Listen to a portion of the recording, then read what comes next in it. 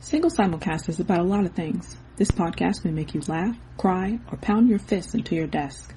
If you hear something you like or something you don't, leave a voicemail at 916-572-9016 or email us at singlesimulcast@gmail.com.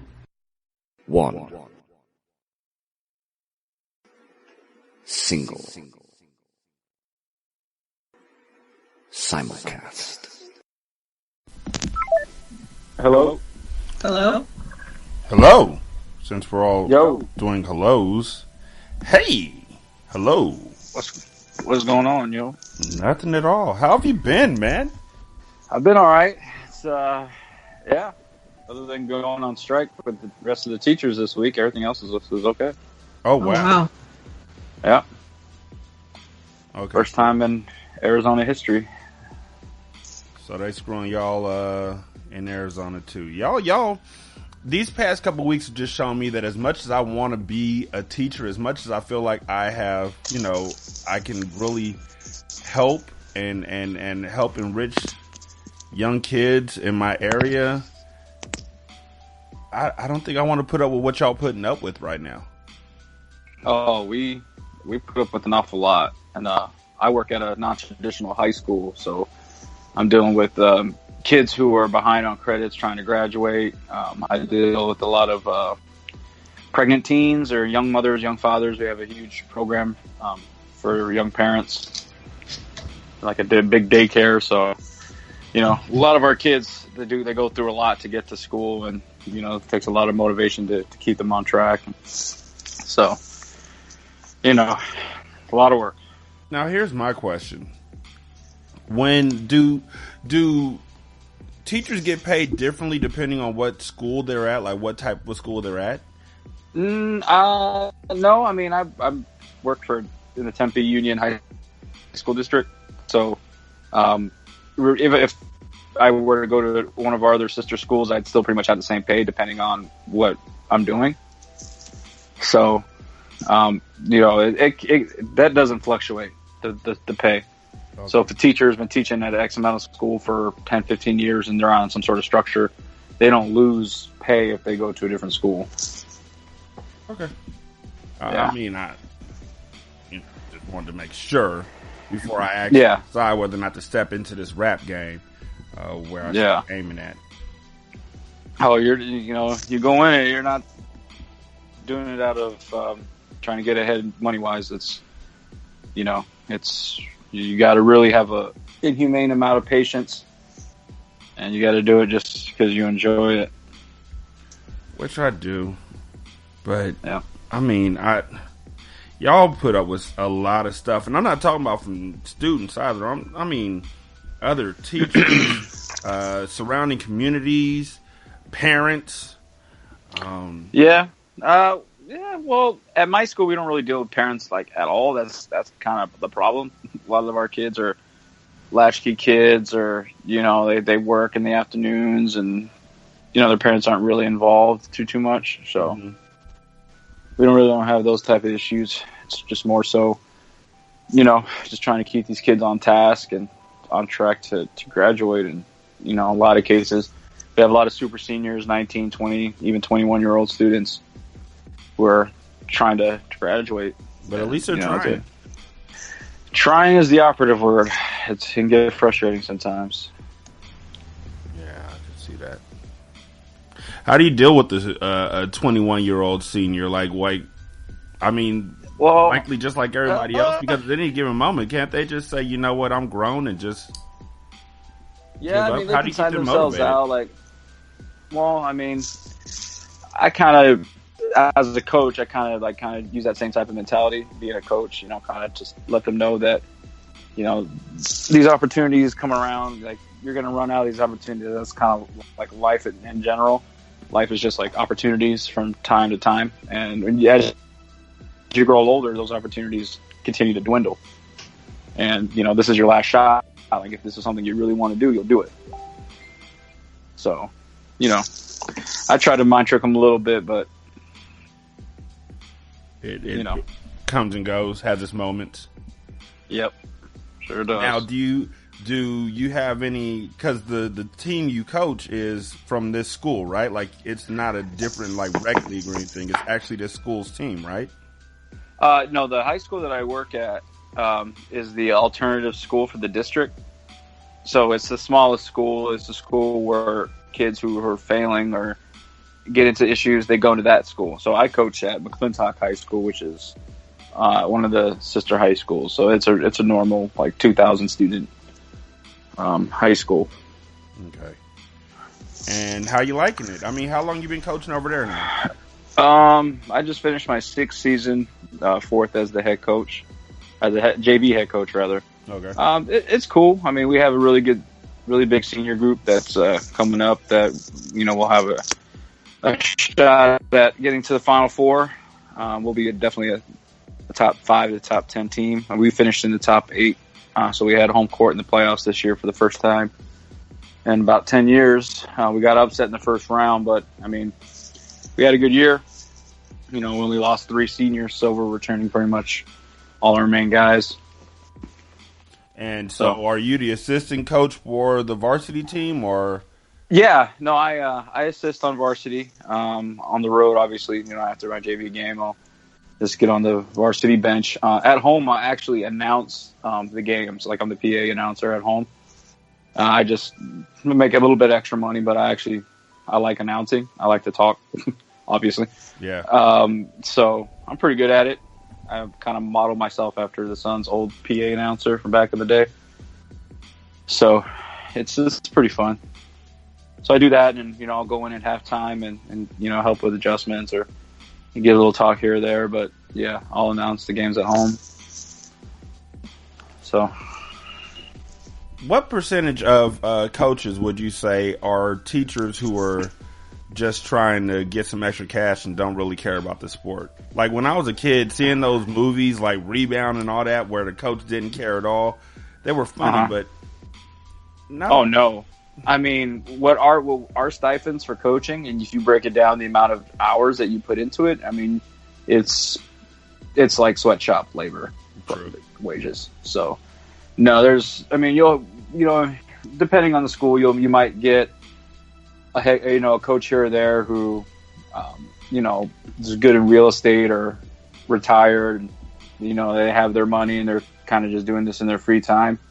But the majority of coaches, especially over at McClintock, they're teachers, staff people on campus or in the district, and it's just a part of their livelihood. Well, I just want to say that as a coach of a 7th and 8th grade team, I'm looking to go coach high school at some juncture, at some point. Mm-hmm. It's just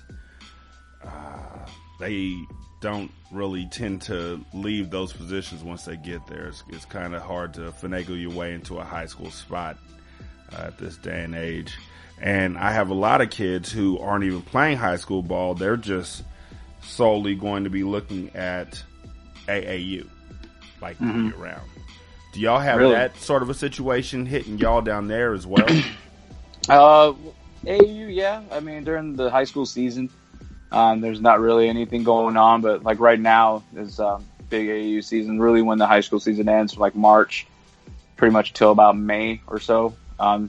Really about May, when the school year gets close to being over, then AAU will kind of back down, and then it'll pick up back in July after, because June is a summer season for the high schools. We do a lot of team camps, the colleges, and different tournaments, city leagues and stuff. But yeah, right now is big for AAU. It's not much different than out there. We have there's actually a lot of talent in Arizona. It's actually been on the uptick, I would say, in the last 10 years, 15 years. So we're 2 of the top 3 guys who are going to be in this upcoming draft are Phoenix products. So. Oh, that's dope. Mm-hmm. DeAndre Ayton, who's going to be the number 1 pick. He played his last 2 years of high school out here. And his family's out here in Phoenix, so hopefully my sons will get that number 1 pick. Get a guy that actually wants to play in Phoenix, wants to be a part of the scene.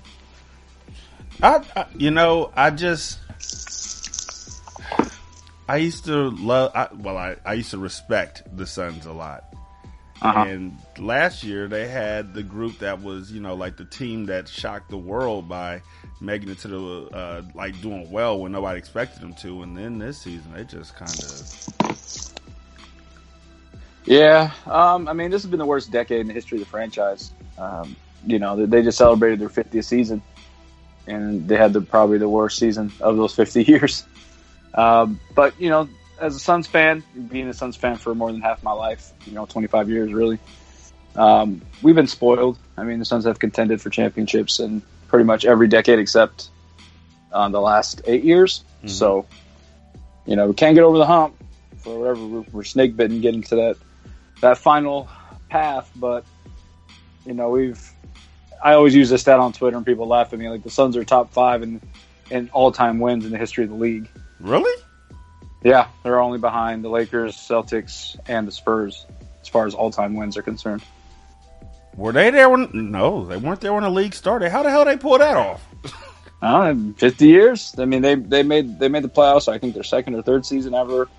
They were in the finals in '76, so their 8th season in.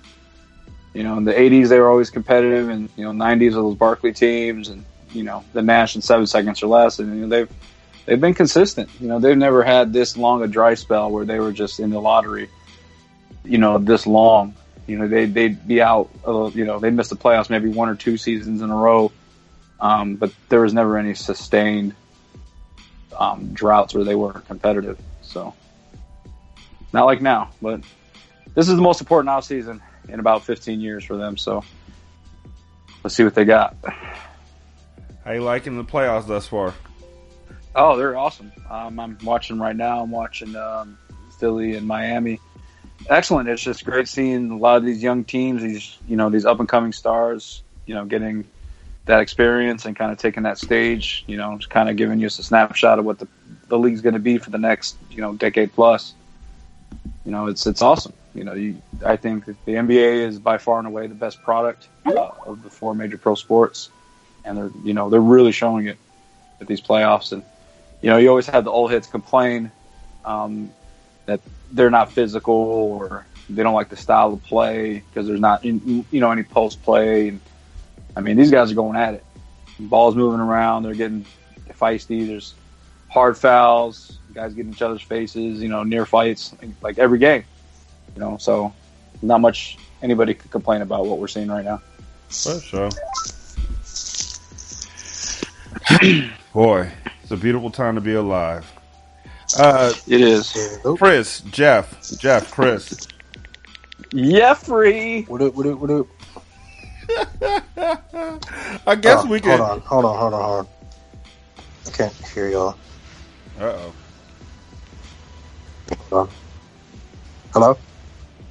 You saying hello because you can't hear us isn't going to help. There we go. I couldn't hear y'all. Yeah, so you saying hello ain't changing nothing. We can hear you. We're talking back. You wouldn't have been able to hear us. Hey man, stop being smart. Honestly, today I got up and do you ever think about the fact that at one point in the year you wear a coat to work and then you're like, you know what, I don't need this coat, and you put that coat down and you don't pick it back up for like 6 months? Yes. Is that the podcast? In Arizona, we call that January. Right. So, strangely enough, for us here in Cali, that was yesterday. So welcome today, to the party. Thursday, I was rocking shorts. Nice. I lost some weight since last year and didn't realize it, and I got the kind of body type that the shorts still stay on my body until they decide not to, which is usually right when I walk through the door of my job. So I didn't put on a belt. Like, do you need the jaws of life, like, for shorts? Yeah. At the end of the day? Yeah. I'm doing that wide leg cowboy walk. And folks are like, hey, man, why you sagging at work? And I'm like, can't really help it. I put shorts underneath the shorts. It didn't work, so I just ended up taking the shorts off. Shorts on the shorts never work. Right? No, unless you're Sidney Dean.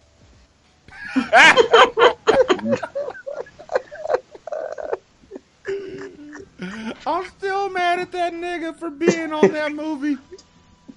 Such a bad basketball player, but they didn't have anybody else to play that role.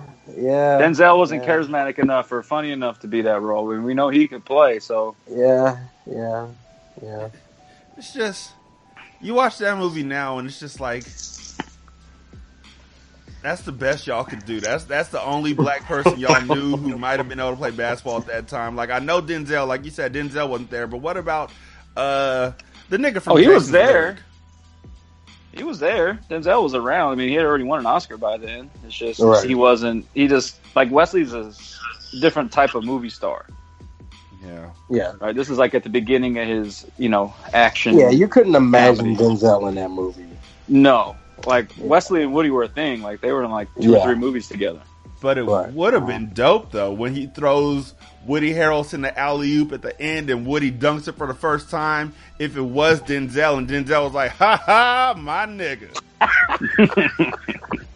Yes, that would have been He said great. that in every movie, pretty much. Yeah. Every movie. It's in his contract. All right. And The Preacher's Wife, it's like in the director's cut somewhere. It is. It is. He pointed right at Jesus.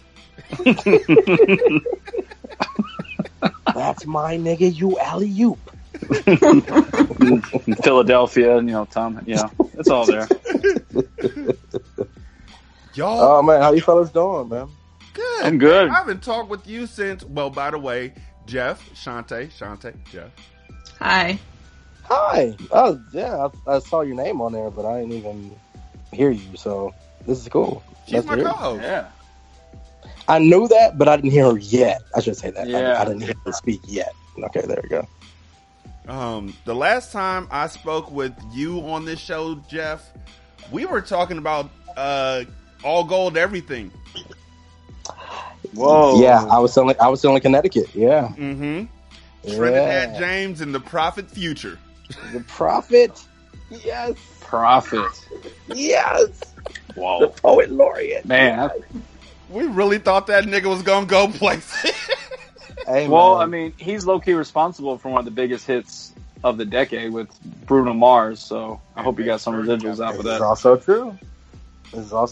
Mm-hmm. And you know what I appreciate the most about Trinidad James is that if you listen to his shit, like, I mean, there's some nigga shit, but you do be having some poignant points here and there. Yeah. You got to dig deep, but it's there. It's there. Yeah. Somewhere in the back, but it's there. Somewhere Deep in the back. Yeah. Yeah, when you say it's somewhere out there, we looking for like that kid who loses their coat and their parent is like, you better retrace your steps to find that shit. So the kid is walking around crying. That's funny. Looking under their bed and shit. Last time I saw it, it was right here. When's the last time you saw your coat? I don't know. I better not go to your school and see somebody else wearing your jacket. You might. I was like, wait, why would that be my fault? That sounds like theft to me. What exactly is going to happen, Mom, if you go to school and see somebody else wearing my jacket? I'm going to whoop your ass. Wait, what? Why wouldn't you whoop their ass? We got robbed. They're clearly a thief. We got robbed. We on the same team. Mom, stop the violence. As a matter of fact, Mom, don't you know we got to put our heads together? Make a change. Yo. Because we're all in the same gang. Oh my God. Gang. You supposed to be gang out here. You ain't real gang right now, Mom. Let me talk to you real quick, my nigga. You need to just slow this down real quick, Mom. Check. I retraced my steps, right? And all steps led back to that nigga up the block to rob him. You know, the one whose mom saw you at the grocery store and said that your hair wasn't laid right? Yeah, her. Don't be mad at me. Let's be mad at them. The belt with the buckle. Okay, I'll be right back. You know what? You know, I think I remember now. I just seen it. Why didn't I finish my homework? Instead of asking why I didn't finish my homework, you need to be asking why you allowed that woman to talk about the kitchen on the back of your neck so badly at the grocery store. We need to focus on what's important right now. The one with the silver buckle. Some bullshit. We're going to talk later because she said it. I heard her. The one who said my daddy wasn't really my daddy. You didn't hear that part? Oh, I heard it. I'm still mad. Why aren't you mad with me? Be mad! You're focused on the wrong shit. Single Simulcast episode 291. Man, now that's a segue you can set your watch to. Yeah, that's real. You know, it's rare that I get to say this. Usually well, first of all, as always, Shantae's in the building. I say as always, like I don't mean to say it like I expect it. I mean to say like I'm grateful. Cause if I was you, I'd be taking some breaks. Like I can put up with me longer than 4 episodes or so. And I just have to walk away. Load up again, walk away, come back. But you haven't, and I applaud you. I admire. Wait, shit. That's dope. Yeah, that's the best way to put it. She's clearly a saint. She is. Yes. But not like Saint Trinidad. Hey man, ain't nobody like Saint Trinidad. Man. Like, I wonder how much money that nigga's really making off Bruno Mars. Because he's show no sued. You gotta think, every time you have heard that song or did hear that song, he gets a percentage of that. And then you gotta think of how many radio stations there are in America. And then think about that. And then think about how many times it's been played worldwide. And then think about that. I think he's good. Yeah, he's doing all right. That nigga's accidentally rich like 50 Cent. Oh no, 50 Cent is not accidentally. Oh, he put in hustle for his shit. Yeah. Well, I heard he just filed for bankruptcy. Well, he don't want people taking the rest of his money. Yes, there you go. We must protect his house. Yeah, but that's what rich people do. Rich people file for bankruptcy so they can stay rich. That's right. MAGA. File for bankruptcy. See? Get those feathers off our back. Yep, that's real. I ain't even mad, honestly. No, not at all. I wish I had enough money to file for bankruptcy and giggle about it. Man. Like, that's a different type of bankruptcy. That's not these folks you see on the TV. Like, are you filing for Chapter 7? No, I'm filing for bankruptcy. That's a whole different. I'm on Chapter 9. Yes, the end of the rope. You will never see this chapter. This is a completely different courthouse than where you're at. You got to walk into the Chapter 7 courtroom, go all the way to the back, knock 3 times. They're going to ask you who you is. Yeah, you got no password. The password is not, I'm just her baby daddy. You got to know exactly how to get back there. It's like a speakeasy. They pull you to the side, they ask you questions. Every answer you give can be, I plead the 5th. And they don't take none of your money. I'm guessing because I've never been rich enough to file for bankruptcy. I'm scared. I'm the type of nigga who I make 2 purchases and I'm checking my bank account. Yeah. That's real. Like, did that already come out? Let me check real quick. But you know what? Didn't even get a chance. Like, usually I say I'm joined by luminaries in the world of podcasting, which we generally are. Like, we're fortunate enough to be in a place where we have people who are doing the damn thing who want to come by and talk with us. Today, I'm joined by podcast legends. That's a strong word. Yeah. Negro. I mean, yeah, for sure. He's a legend in all facets. Whoa. That's very untrue. And also, we're actually recording right now? Yes. Oh, hey everybody! I was unsure. I thought we did. I'm joined by Jeff and Nacho from the incredible, the inimitable, the defunct I Call Shenanigans podcast, and I'm hoping, just throwing it out there as a hope that everybody else shows up too. I'm just going to there, set it down. I think they will eventually. Yeah. I mean, we got to, if Roseanne can reboot, we can reboot. Right? I almost did this shit on Blog Talk. Man. Blog Talk right now. Oh, man. Blog Talk. Oh, my gosh. That's like the I haven't heard that MySpace name since then. It's been 84 years. Yes. My gosh. You are now listening to Blog Talk Radio. Blog Talk Radio. It was like, I think it was still dial-up.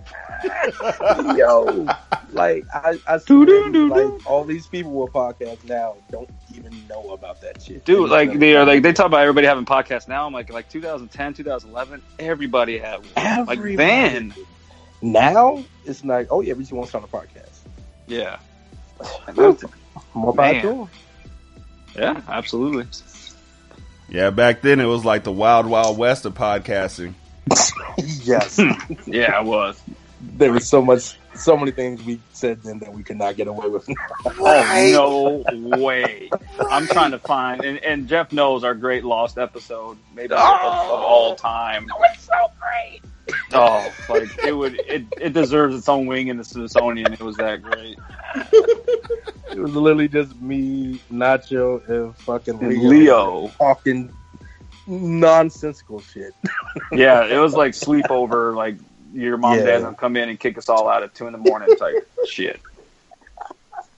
It was so much fun, man. Yeah, those are the days, man. It really was. We had a nice run. We did. Yeah. I just wanted to have y'all here because I am in the North, and I remember. And I remember being forced to stay up hella late while y'all put that wonderful... See, I had to edit words out of my head as I was saying it. That wonderful podcast together. Like, it always seemed like it was being done. Like, every episode felt like it was literally being done at a kitchen table at the last minute where y'all were like, we should record this shit. And luckily, if we were at a kitchen table, shit. Sorry, I'm not allowed to cuss on here. No, okay. I mean, kitchen table. Oh, shoot, I'd be lucky if we're on a kitchen table some of the times we recorded. No, me and Lee recorded an episode in Starbucks, and we're lucky we didn't get arrested. Right? Oh, right. Yo. Whew. Them niggas be tripping. Oh, man. And you know what? Real story. True story. So I was boycotting Starbucks, right? I was were you for real? I was all in because I don't drink coffee, so it was easy for me. I'm like, there you go. I'm also boycotting Waffle House for multiple reasons, but mostly because I don't live in the South. So, yeah. Now it got real. But I've been boycotting them for like 38 years. So, I was. Well, I mean, they got the best E. coli in the business. I mean, I don't know why you would want to boycott them. Well, sometimes you got to lose weight real quick. Shit. No diet is better than dude, it hurts. You give till it hurts. You get that E. coli. It's gonna help you. Yeah, it will. When you sweating in the bathroom by yourself, cursing the Lord. You see, Herbalife got a $200 million lawsuit that they're happily paying. I wonder what took so long.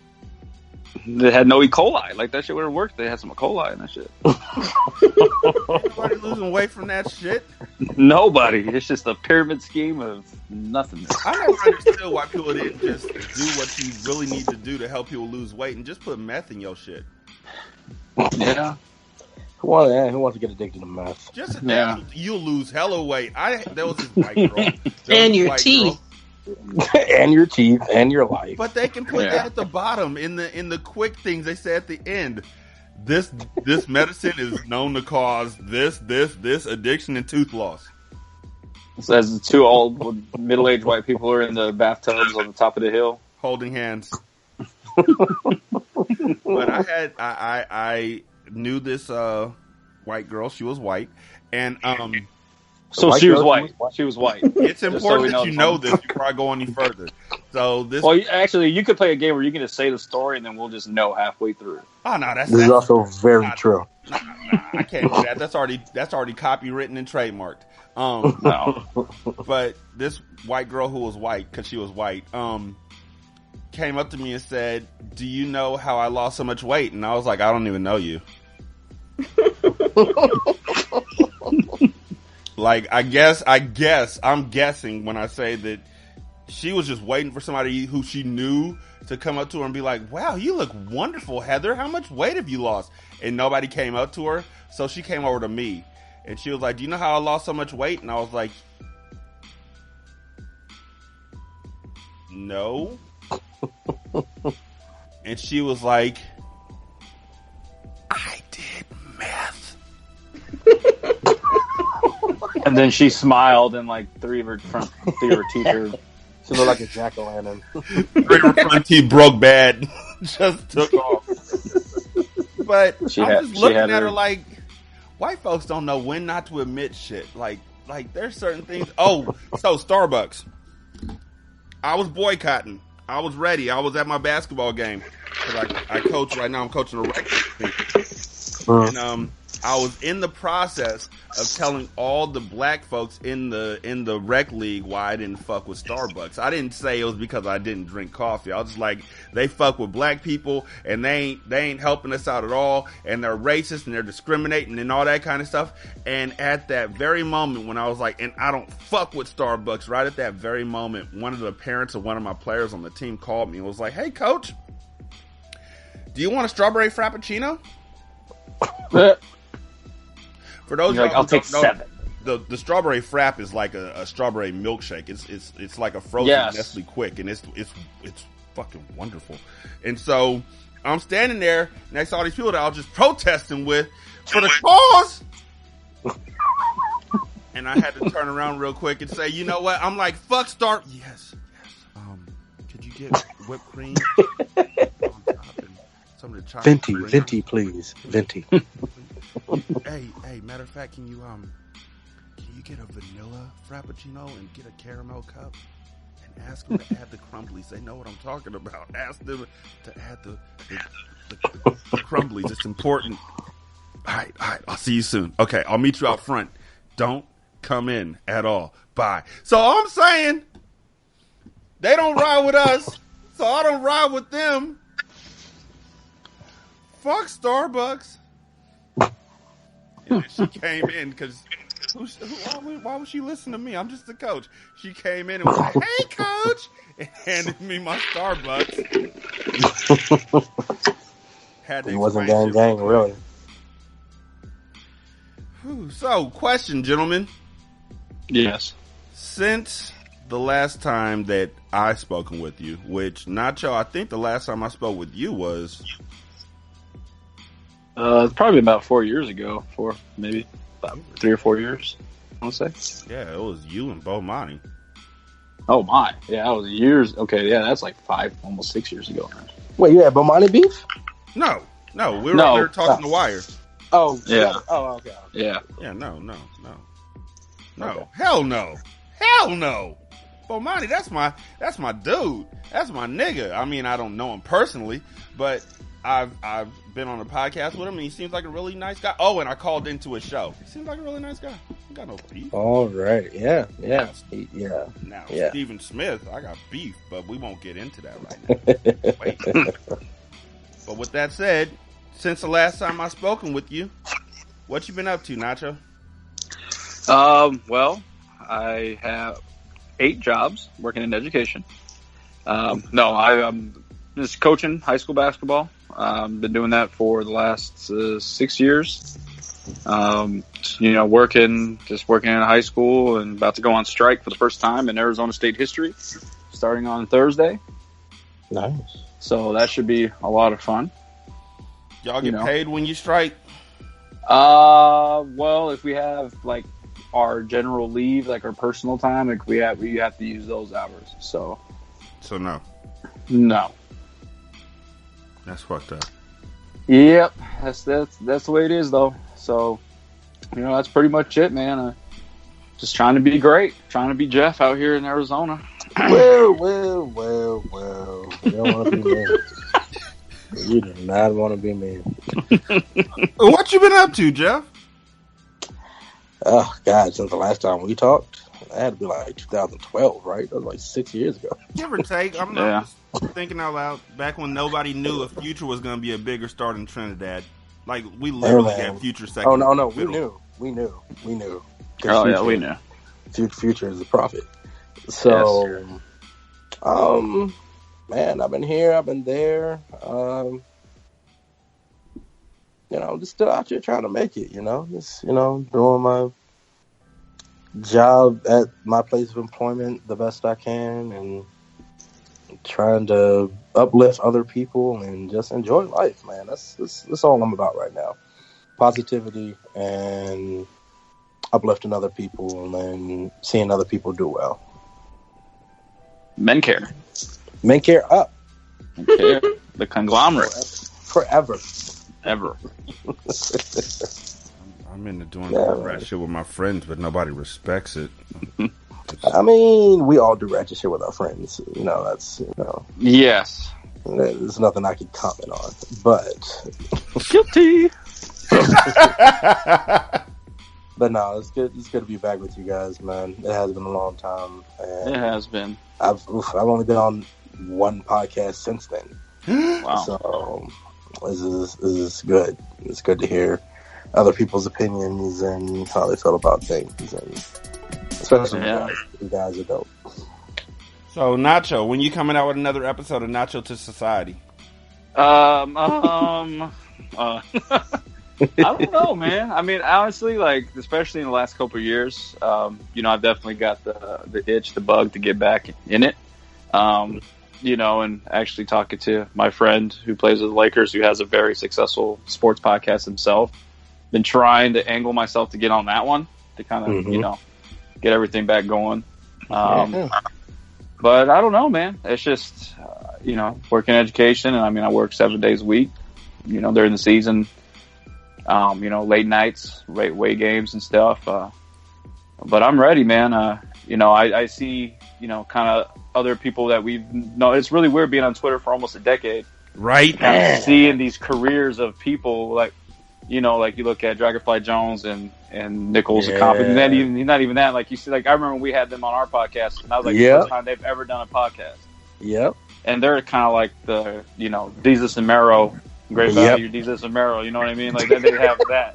Mm-hmm. That's not a knock on them because, like, they're just as funny. Like, they're just as funny. Great Value, everything is funny. Yeah. I had some Great Value ice cream a couple days ago. There you go. It was good, wasn't it? Lost 4 pounds. There you go. But it was salted caramel truffle, so it was worth it.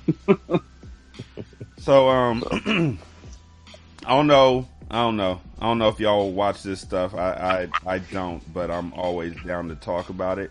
The Real Housewives of Atlanta. Apparently, there's a white woman on it. Whoa. Is her name Becky?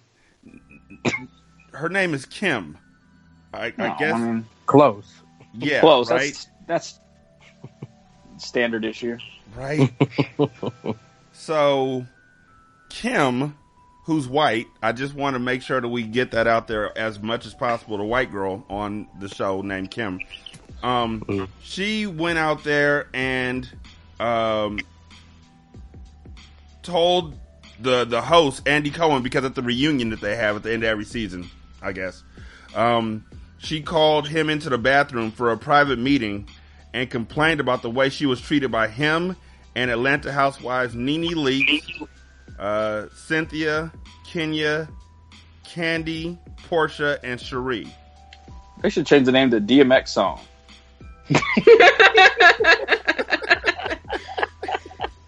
It legit sounded like you just ran off like that second fucking verse. That should be like Jeff, you can sing this, do the Cisco part right now. I thought it sounded like Freak League, but Freak or that. Nene, there's a very underrated. Cynthia, Kenya, Candy, Portia, Cherie, and Kenya. Man, that song, that's some good college times right there. So she said that during the episode of the hit Bravo show, Leaks and most of the housewives, who were all black, banded together and railed against Kim as they recalled the way she behaved during her return to this show. The biggest hot button issue of the season, of course, had to do with Kim saying that Leaks was sick and disgusting for living in a roach nest.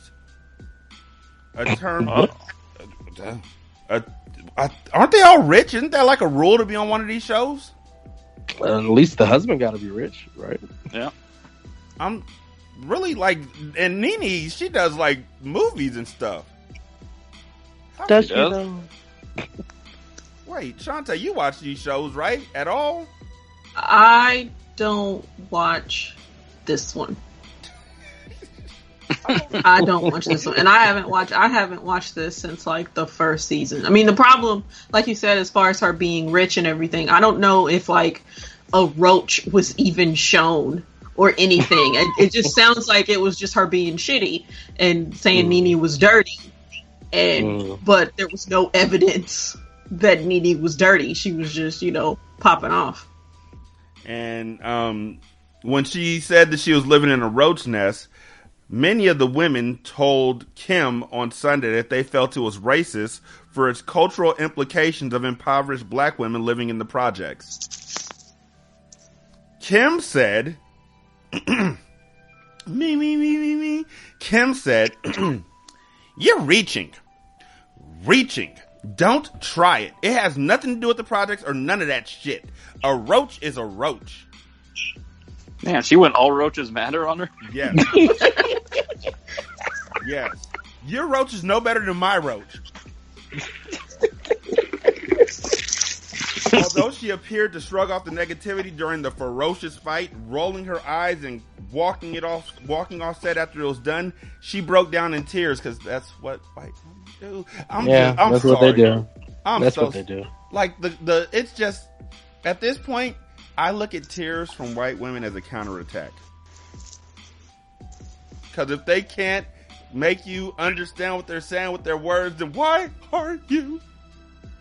Why are you trying to understand? You need to know I'm not. I don't even think that's like a white woman thing. I think that's a reality TV star thing. Yeah. Because they are quick to go with the tears, no matter what the situation is, who was wrong, who was right. It's just like, this thing happened, this situation happened, and then they go into the confessional, and then the makeup is running. It's like, goddamn, like, yeah, man, that escalated quickly. I need you to know.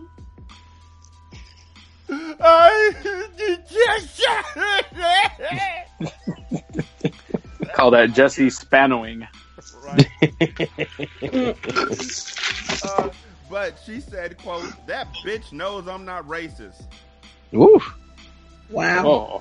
Spicy. Nene knows I'm not racist, Kim told Cohen. You know why you have not found another white woman to join the cast? Because nobody's dumb enough to do that. One of those, I have 5 black friends. I'm not racist. Wait, exactly what it sounds like. Put yourself in my shoes. 5 African American women just hammered me. I couldn't even speak. My mind's a fucking whirlwind. She then continued to deny claims that she was racist, explaining that she felt racism as a whole was just something being magnified by social media. Wow. So she's that kind of white person. Wow. I mean, social media back in the 1800s was really bad, so I can see how that would amplify racism back then. Right. Hashtag she went full white girl. Yeah. This whole racism thing in this day and age is bullshit. Every one of those motherfuckers on this couch owe this world a fucking apology for this racism shit, Kim said. They already tried. This is a full quote? Damn. This is a direct quote. She said this out loud. Her weed carrier didn't save her. Jesus Christ. They already tried to claim that shit long ago. Nobody bought into it then because the social media wasn't there and racism wasn't fucking all that real. You know it. Jesus. Oh my! Christ. She checking off all the "I might be racist" bingo cards, man. Who was running PR for this woman? I don't know. But then Nene came back, because, you know, why not, and said Kim and her whole family are racist. What her daughter did in my home was racist learned behavior. Kim is a calculating bipolar racist with a horrible mouse who uses black folks for her come up. That word roach ain't the word I needed to hear her saying, Leak said on the episode. It sounds very racial when you're talking to an African American person to talk about roaches. Just a side note, I didn't fucking know that. You know what? Me neither. I didn't, as a black person, because I talk all the time about the time I was at my cousin's house and a roach fucking jump kicked me out of the closet. Like, it just flew in my face and I yelped. But that's the thing. But there was a roach there. Oh, right? The implication of being okay. There was a roach. I think it's the whole thing that there weren't any roaches, but then she goes to this. You know, this is the insult. This is what she wants to talk about, and it's just like, but why are you talking about roaches, bitch? Where are you going? Where are you coming from with this? So I'm sure that's why they make the leap. Was there weed? Because that's like, you know, loaded language. You're talking about roaches. You're insinuating that they're poor and that they're ghetto. And ghetto right there. You're basically saying, you already know. Yep. All right. Walk with me as I walk with Jesus. Black people don't receive that very well.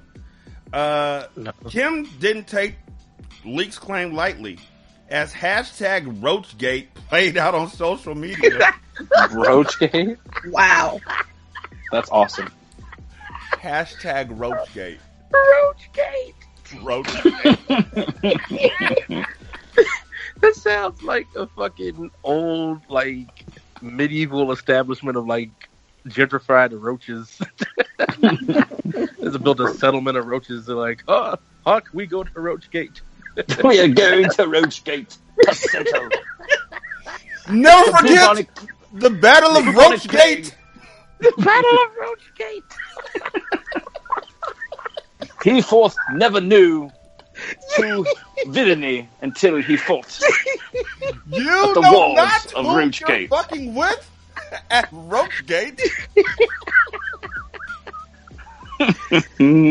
I'm sorry, that was funny. That's a great hashtag. I'm gonna tweet that when I get off. Roachgate. Roachgate. Like Steven Spielberg's gonna direct it. Roachgate. Oh, but if Steven directs it, the title has to be like whispered with echoes behind it, like Roachgate. In a world full of roaches. In a world. The roaches can't take no more. We're not gonna take it. Roach not gonna take it. They finally have a gate to call their fight for freedom. Matt Damon is. How the fuck?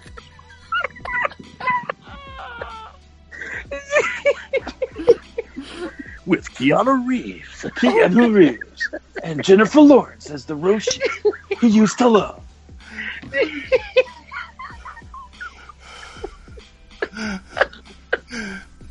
Baby, spend the rest of your life with me. Keanu's like, they killed my roach. It's John Wick 3. I'll never leave Roachgate as long as I live.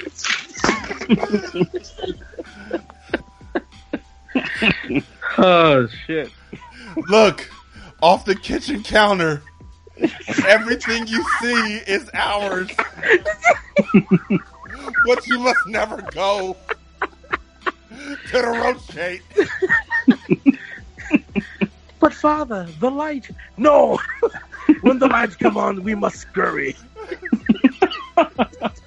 But you must stay away from that black circular thing over there. For no roach has ever returned. Somebody from the rain. And they're like, winter is coming. Literally the White Walkers. When the winds of change come. Queen Roach Lisi. Dad, look, there's some new roaches. Can I hang out with them? Don't you trust them roaches over there? Don't trust them new roaches over there. They don't never know better. Maybe at a second grade level.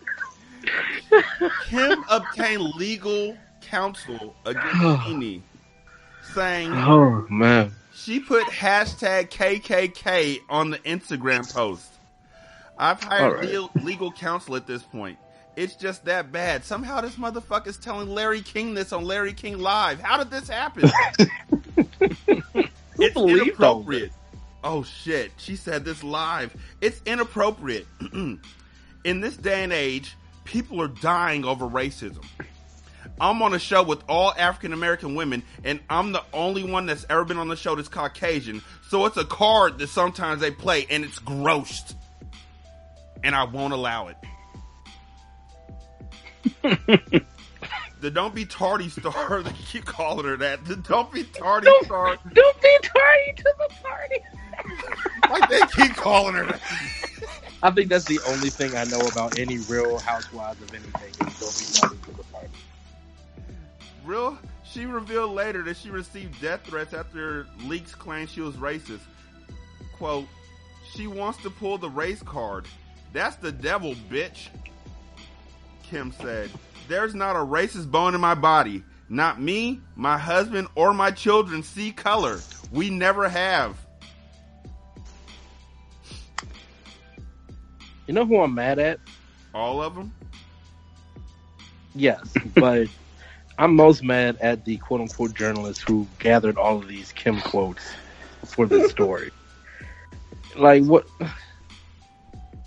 Some fine journalism. What is this shit, man? Like, come on, man. Like, and this is People Magazine. So many other things to cover, man. Damn. But this is People. You know, they're good people. I don't get it, man. We really need to work on this Roachgate. I think we're onto something. Yo, like if they could put out a B movie, we could do with roaches. Blockbuster film, man. And then, yeah, man. I mean, let's get HBO on board. You want a spinoff? Yeah, absolutely. And then you could have Cheech and Chong playing roaches, smoking roaches. Roaches smoking roaches. Them cannibal roaches over there. Mm-hmm. You could have some gangbanger roaches smoking roaches, and you could have Cheech and Chong smoking roaches. I think you're on something. I mean, a sausage party can make it. Roachgate can do everything. Oh, hey, listen, sausage party was a hilarious fucking movie. Dude, I saw that opening night, and literally there's like a family of 5. Wow. Oh no! And like right before the movie, I wanted to like, you realize what you're about to watch. Like I wanted to do it, but I'm like, you know what? No. I'm going to set my timer on my phone. I'm going to see how long this takes for them to sit through it. And, you know, like literally nice opening credits, you know, the sun shining through the mart. And then literally like when that first F-bomb and starts rattling off. Yep. Like literally within 10 minutes, they're getting up. They're looking at each other like, what? This isn't Finding Dory? What the? And I'm walking through there like the dude at the end of the Players Club. If you don't want to be offended, get the fuck out. Yeah. Yeah, one of my kids tried to walk in while I was watching that movie, and I paused it like I was watching porn. What are you doing? What are you doing? You had the like that. You had the Cartoon Network on back on the controller. Back in the day. What are you doing? Huh? Just watching Ed and Eddie. Ed and Hetty. No, get out of here, kid. Like, get out of here. So, there was a dude in East Alton, I don't even know where the fuck that is, who told police he witnessed a robbery, but he was sentenced to prison. Joshua L. Franklin pled guilty to a robbery at Wood River Convenient Market and was sentenced to 4 years in prison. The reason why he was convicted is because within an hour of the crime, East Alton police said that a person matching the description of the suspect was in the lobby wanting to report the Wood River robbery. He's white, isn't he? Oh, yeah. Oh, yeah. Of course he is. Franklin told police that he witnessed the whole thing. we call this, like, you know, in Mortal Kombat, you know, test your might, test your privilege. Black folks call it a heat check. Heat check. Like that is a J.R. Smith of white folks. I need to see if they have any clues. Blue's Clue. When he walked in, officers arrived in the lobby and arrested him. Wood River Deputy Chief Dan Blunt said in August that Franklin must not have realized how good the surveillance video the store had was. It was like an HD 4K. Home, they found clothing, money, and a weapon, but nobody was hurt during the robbery. So the suspect was apprehended, taken to Burger King, and he's out on bail. Oh, yeah. Nobody was harmed, so they got him probation.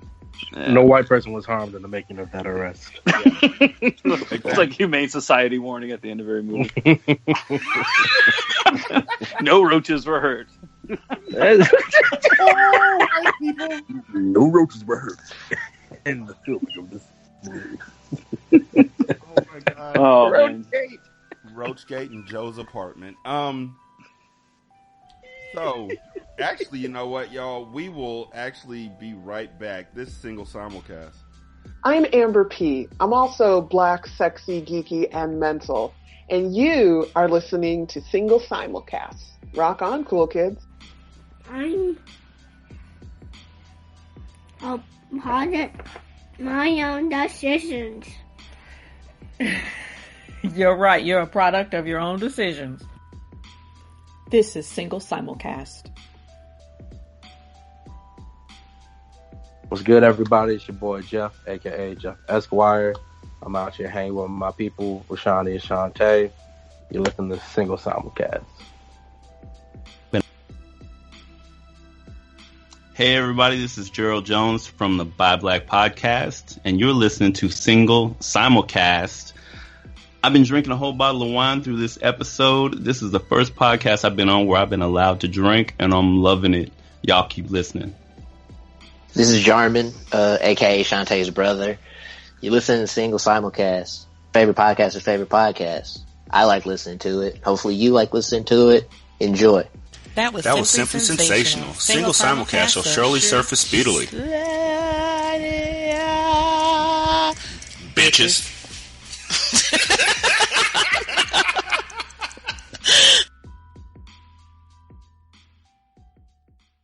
Single Simulcast wants your reviews. Leave a review on Apple Podcasts, Google Music, or wherever you listen to us. Tag Single Simulcast with a screenshot of your review on Facebook, or use the hashtag SSCast on Twitter. Enjoy the rest of the show. Hi, this is your man Jeremy from the Crown and Collars podcast, and you are listening to Single Simulcast with my man Rashani and Shantae Fabulous, your favorite podcaster's favorite podcaster. And I'm your favorite podcaster, so that should be your favorite podcaster, because I'm your fave, and your fave's fave. Check them out on Single Simulcast. And check out Crown and Collars, found wherever you can find great podcasts and the CSPN network. Who Raised You podcast is a kitchen table conversation between Karen, Jolly Yang, and Treasure Shields Redmond. As we explore how culture, family, and intersecting identities pave our way toward liberation, we want to know, who raised you? We're curious and sometimes a bit irritated. Sit down, we have lots to talk about. I hate a lazy woman now with bras now. I'd like, ladies, if you're the type of lazy bitch that just only do 1 or 2 hooks, and you got a 3-hook bra, or you got a 2-hook bra, and you only do 1 hook, you's a lazy ass. Hook every single goddamn one. Hook 'em. You know what's even lazier than that? This is probably like when you deep down in your relationship, when you want a titty time, and she don't want a titty time, and she won't even take the bra all the way off. She just pulls the titty over the top. She's like, here. And you like, really? You just gonna pull a single titty out, and the titty don't look like it want to be here at all. The titty come out the bra like, you again. Hey, what's happening, everybody? Thank you for tuning in to the Bad Advice Show with me and my partner, Baker Bone. You listen to us on the Cold Scissor podcast. Make sure you support our sponsors to keep this show free. And we'll be back here today to tell you stuff that you shouldn't do, but you're going to do anyway because my voice is so soothing.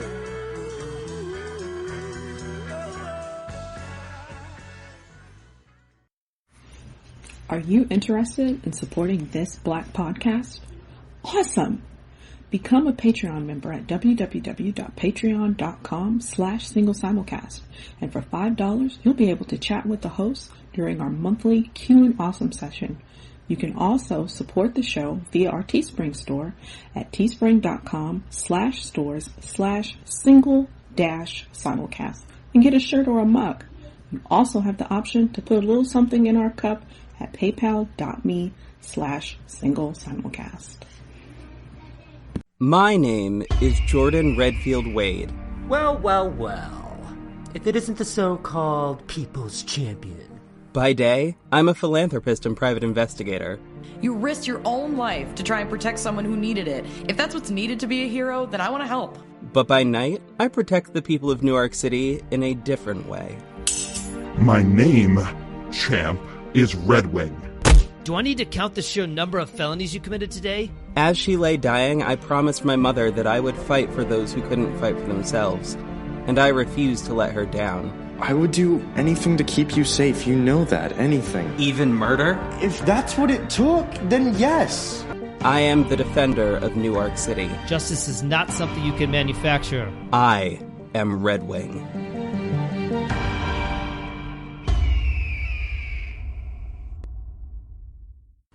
Hello, this is Stephanie from the Mocha Minutes podcast, and you are listening to the Single Simulcast with Rayshani and Shantae Fabulous, your favorite podcaster's favorite podcast. That sounds about right. So, wherever you can find good podcasts, that is where you'll find the Single Simulcast. So please check them out. And while you're there, please check out the Mocha Minutes podcast. All right, see you guys later. Single Simulcast, episode 291. Shantae's in the building. Jeff's in the building. Nacho's in the building. Does anybody call you Nacho other than us? Yeah. The only people who don't call me Nacho are my students and my basketball players. And that's kind of like my graduation gift to them, like, because a couple of them follow me on social media. And I get mad at them if they call me Nacho. I'm like, you can call me Nacho after you graduate. So, like, on graduation night, that's like a big thing to, like, before I give them a hug after graduation, like, can I call you? They're like, yes, you can. That's like a, you know. So, yes, everybody calls me Nacho. Some of my kids follow me on Instagram. No, they definitely no. Like, one time, this is a few years ago, one of my players, like, found my Twitter, and, like, he didn't say anything.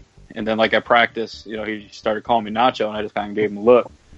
And I got everybody on the line. And I just made him run. And then that's great. That is. And then great. I'm just like, look, and I was like, look, like, obviously you didn't know, but you guys are not allowed to call me Nacho until you graduate. Every time they came back down to where you were standing at, you was like, "What's my name?" Say my name. Say my name. When coach is around you. Sorry.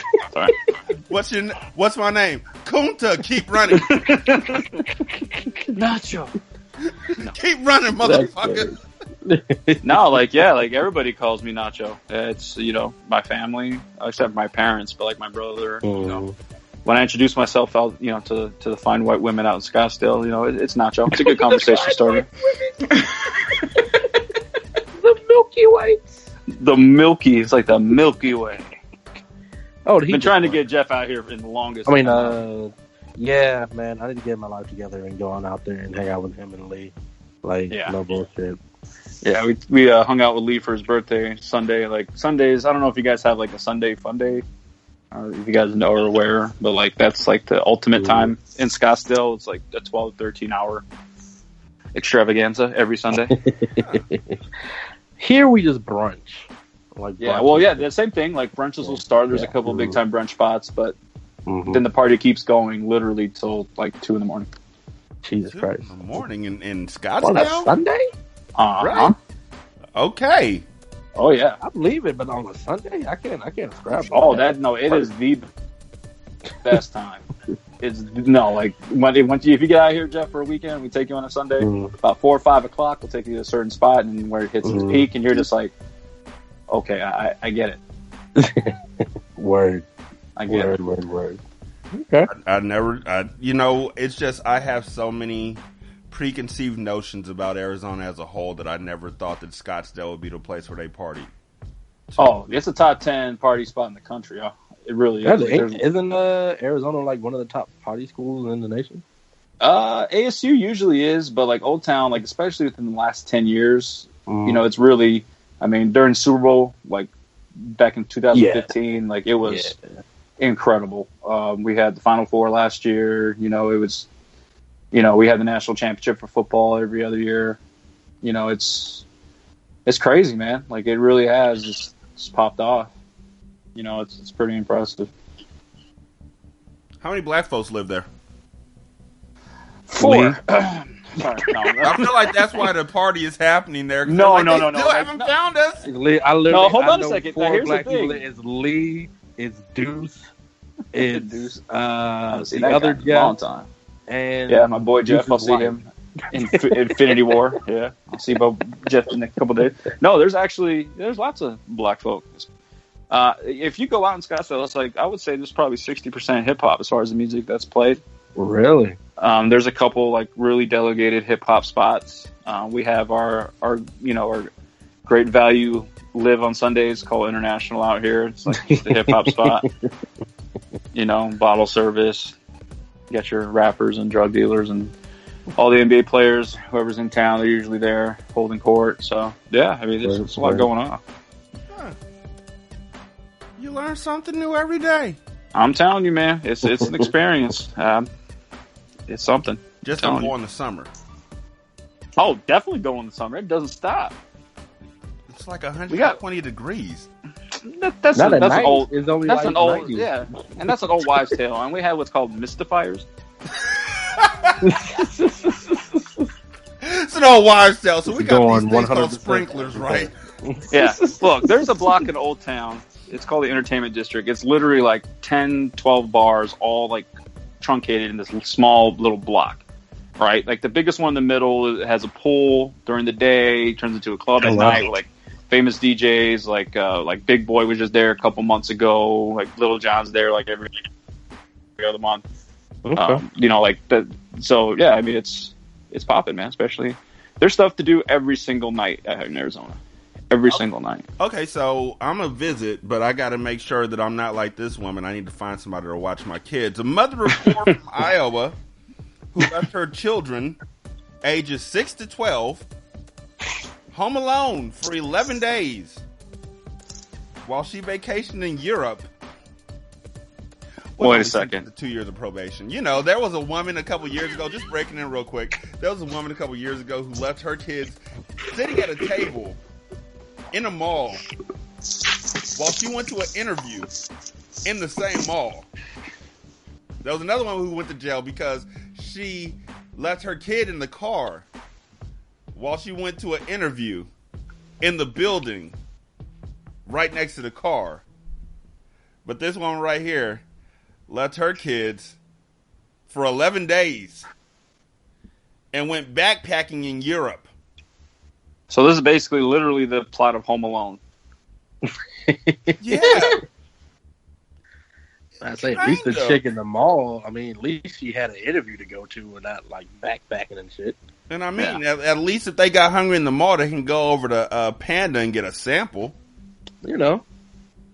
Get a sample, go to the back of the line, get another sample, act like you all wearing the same clothes. No, that was my twin brother. Give me a sample. Did I try, you know what? Can I try that teriyaki chicken? Oh, that's good. That's good. Can I try the pepper chicken? Oh, that's interesting. I can't decide what I want yet. That's crazy. Can I try the Mongolian beef? I'm gonna make a decision pretty soon, but all your food is so good. This is crazy. Can I try an egg roll? Wait a minute. I know you. Wait. Before I go. Can I try the Sprite? Because I don't know what soda I want to get. Let me think. Stop rushing me. Damn. Fine. Come on, y'all. We're going over there to I don't even know any other place in the mall other than Sbarro and Sbarro. Great Steak Escape. So I realized it was expensive as shit. Yeah, there's usually a really bad Mexican restaurant somewhere in the mall. Also that. Yeah. Aaron Lee Mackey entered a plea in February to 4 counts of child endangerment. Had the case gone to trial, she could have faced up to 8 years in prison. In legal terms, the plea that she gave means that the accused person isn't pleading guilty in a true sense, but she admits that the prosecution has sufficient evidence for a conviction. She's also been charged with 1 count of making a firearm available to a person under the age of 21, but the prosecutors agreed to drop it as part of the deal. See, because she left them, but she left them with a gun. Oh, well, that's all right. Yeah. She left them protected. Like, the fuck? Now, during her sentencing on Thursday, her ex-husband told the court that it took Aaron 6 days to return home from Germany after being told her children had been removed by police. Hello? Hello? Yeah, I can't hear. I'm in the mountains. What? My kids are gone. What? The police got them? You know that for sure? I mean, why would she go on stop vacation just for that? Yeah. The police got them. Oh, they safe. Exactly. Let me finish. Yeah, for real. Somebody's feeding them. They got a babysitter. I don't have to pay for none of this. All right, y'all did me a favor.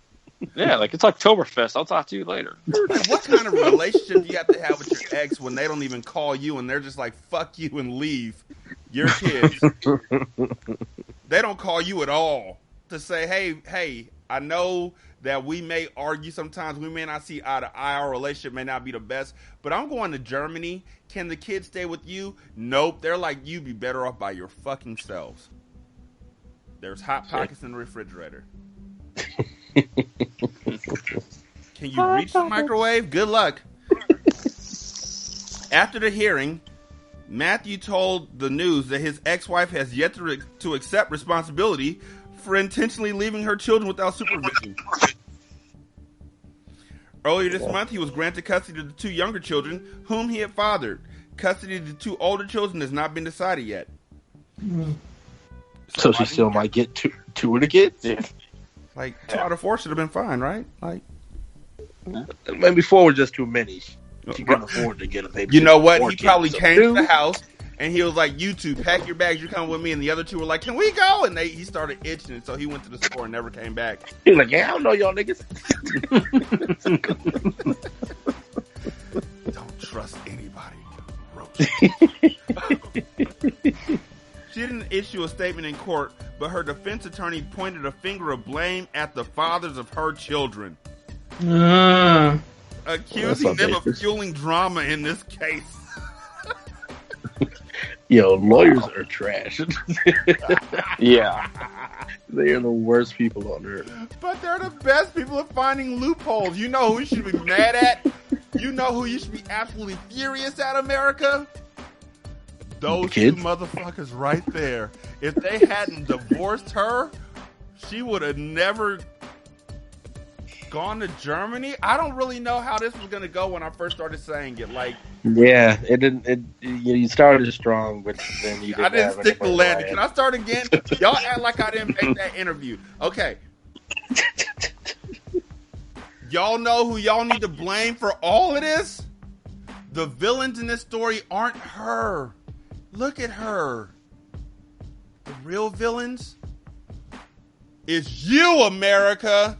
Wait, no, shit. That's over too. Yeah. Let me get one more time. Run that back. So, you know who you really need to be mad at, America? The real villains in this story isn't her. And it's not these beautiful kids who suffer for nobody's fault of their own. It's those 2 over there. Because all they needed to do were pay for the kids to go with her on this vacation, and this would have all been solved. Like, does that work? Like, did you even ask them? Did you make? You know what? At this point, if you would have just blamed the kids, I'd have been with you. You know what? Blame Won't someone think of the children? Blame Canada. They're not a real country anyway. There's a no contact order in place for Erin pertaining to her 4 children. But the judge, because she's white, but the judge suggested that she get counseling so then the order could be adjusted to give her some contact. Of course. Wow. Of course. Police said that she tried but failed to make child care arrangements for her kids. 2 12-year-old twins, one child age 7 and another age 6, before leaving for a vacation in Germany.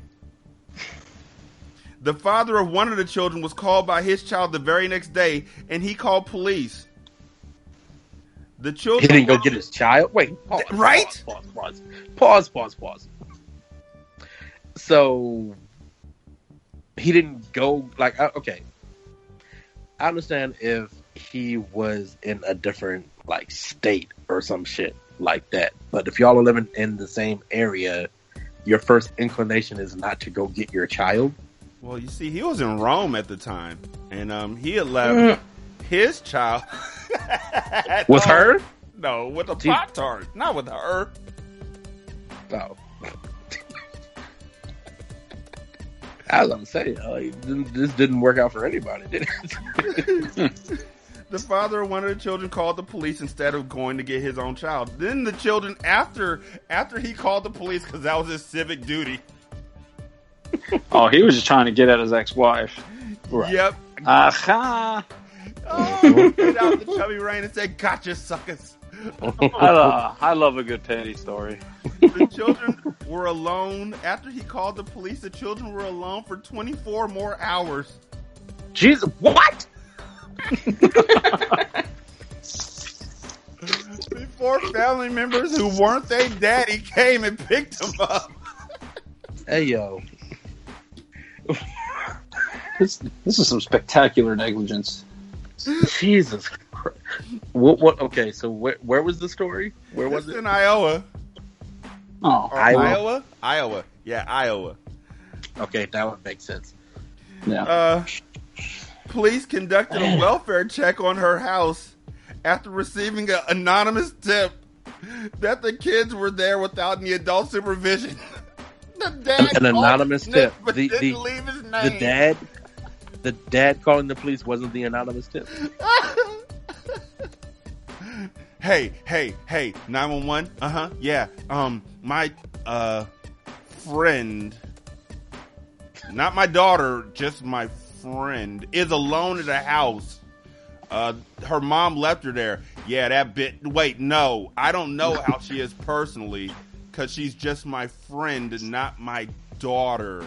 Yeah, my 12-year-old friend. My 12-year-old friend is at... No, I'm not... No, I don't know. What? Is home alone. What's his name? Kevin? Kevin! Do not go up the stairs. Oh, according to the criminal complaint, Mackie left an unloaded Glock 9mm handgun on top of her dresser next to 2 magazines, one fully loaded and one partially loaded. The children told the police that their mom had left for Germany on September 20th and didn't plan to return until October 1st. At least she was honest. Wow. When police called Mackie abroad, she said that all the babysitters fell through, so she decided to leave the kids home alone. Fuck it. That is insane. Yes. That is just like, no. Like, there's no reason to leave the country. You shouldn't even leave the state. You shouldn't even leave the county. Thinking that you could just, like, all the babysitters fell through. Fuck it. Gotta go. Hey, you're 12. You're 12. Hey. That's old enough, right? You're 12. He's potty trained, and she doesn't have nightmares anymore. I'm out. You know, I got 2 12-year-olds. I mean, they always fixing Hot Pockets anyway. So, hey, you know what? Like all in the freezer. Real talk. You got 2 12-year-olds right there. That equals 24 years old. Like, Them other niggas. She took Mama Gotta Have a Life Too to a whole obscene level. Oh, Like, I guarantee those. I guarantee that Instagram post is hashtag living my best life. Guarantee it.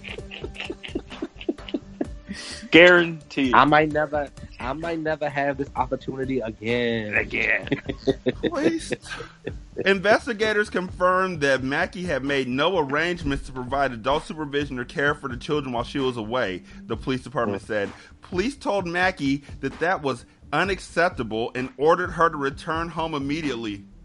They wagged their finger at her. That's unacceptable. What were they going to do? You come back from Europe, ma'am, and take care of your children. She's like the Winter Soldier. They're gonna find her in fucking Bucharest or some shit. She treated it like taking, like good luck, and hung up. My kids have a particular set of skills. That's why One knows how to wipe themselves now. They got cell phones. They're good. But it took me out on her return. It took me 24 hours to get to the house. They sat down and played Candy Crush for a while. Which one of y'all don't pick up them kids? I don't pick up my fucking kids, man. These kids might be in danger. Well, I mean, they got Fortnite. They're okay. They're all right. Didn't the dad say there was a gun on the dresser? They're white. Yeah, this is a great episode of, White.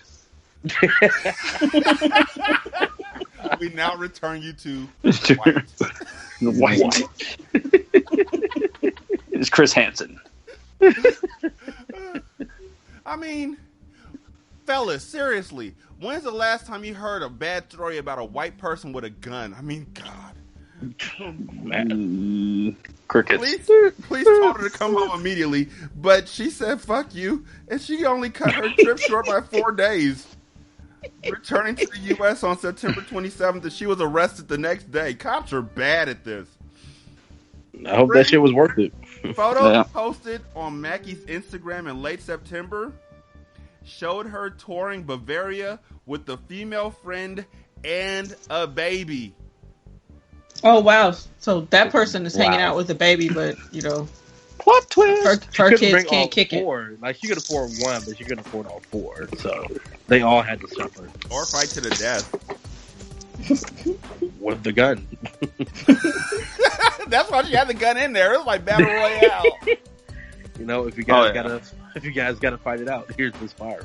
So good luck. May the odds forever be in your favor. You and this. Like, no, I'm Peter this time. Why did he get the gun? Because I came out first. And you're going out first. Glock, glock. Those poor children. This isn't funny. On a very special episode of Sounds About White. A story about survival. On the next episode of The White Stuff. Oh, man. Okay. I have serious stories, though, so I got to get to them before we... Those weren't serious? Yes. I got real stories. So... Oh, God, this makes me so mad. It's hard to jump from being mad to... It's hard to jump from laughing to being mad. So, as I read this, y'all can just fade into madness. A black woman was arrested early Sunday morning inside a Waffle House in Saraland, which is already a bad fucking sign. If there's a place called Saraland, that's just got to be a ton of white people. By white Saraland police officers... is quickly driving outrage in Alabama and beyond. Shakisha Clemens, whose arrest was captured on graphic video that is currently going viral on social media, will be speaking to members of the Mobile County NAACP branch on Sunday afternoon. Several community members held a sit-in protest Sunday afternoon in the parking lot of the Waffle House where the incident took place. The whole episode shouldn't have happened, Clemens' mother, Shaquita Clemens Howard, told Alabama.com on behalf of her daughter on Sunday afternoon. The arrest comes at a national moment where the way people of color are treated by police in public places is under intense scrutiny following the April 12th arrest of 2 black men sitting inside of a Philadelphia Starbucks on charges that they were trespassing. That incident caused such an outcry that the police commissioner of Philadelphia publicly apologized to the men, and Starbucks said last week that they'll close 8,000 U.S. stores for racial bias training. As an aside, did y'all get a chance to see how many white people are mad about that shit? Oh, yeah. They are furious that Starbucks is closing down. Like, I've never had a problem with Starbucks, but I have a problem now because I need my coffee. Yeah, but it's in the afternoon. Like, white tears are the best tears. White tears.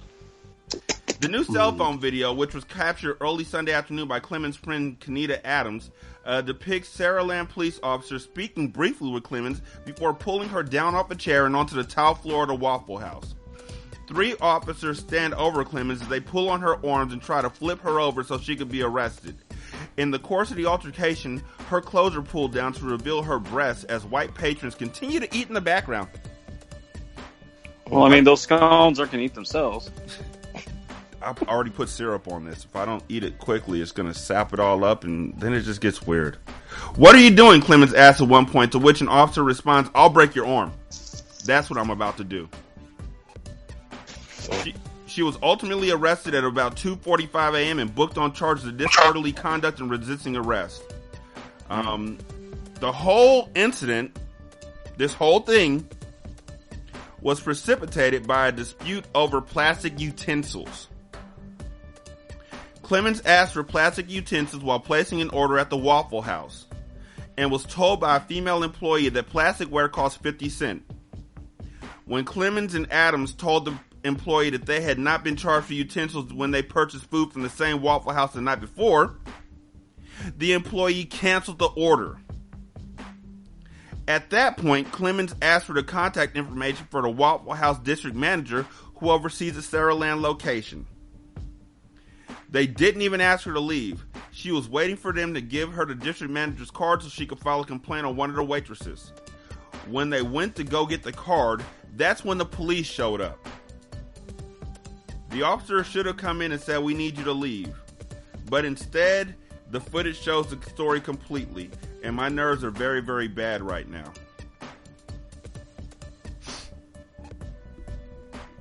That pisses me off. First of all, how are you a restaurant and you're serving to-go orders and charging people for utensils to eat your fucking food? Yeah. That's bullshit. And so she had an entire right to be mad and to ask for the manager's number. And of course, somebody had to call the cops, unless they just showed up magically. Yeah. And this whole situation was over bullshit. And most of these situations are over bullshit. It's just infuriating, man. And it's getting, I would say it's getting worse. I just think we're hearing about it more. Yeah. Like this, this is basically like Mad Libs type incidents. Like they're literally creating scenarios that are the most asinine and, just, it boggles the mind to even kind of comprehend, like, why is this even an issue? Right. At all. But honestly, it's been going on forever. It's just now we have the means of hearing it all. And just today or yesterday, 3 black women were thrown out of a golf course for golfing too slowly. Yeah. Wow. Oh, yeah. Members of that establishment, when everybody knows if someone's going too far, you play around. Mm-hmm. Yep. Different rules for us, apparently, man. Right, not only because they're black, but because they're women. A golf club in Pennsylvania has apologized for calling police on a group of black women after the co-owner and his father said they were playing too slowly and refused requests to leave the course.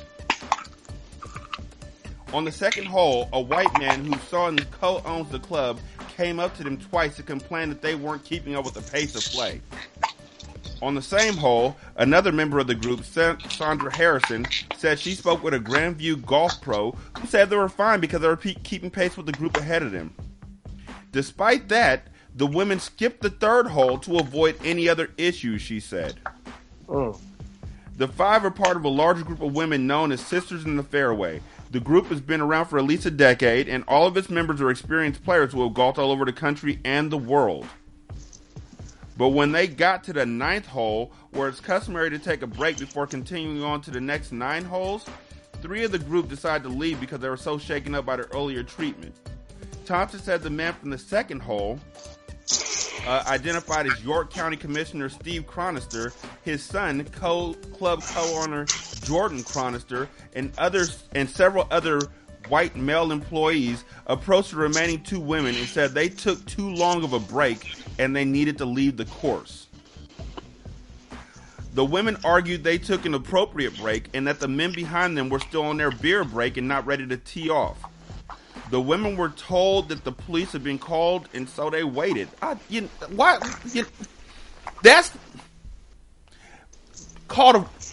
My response to everything is call the fucking police.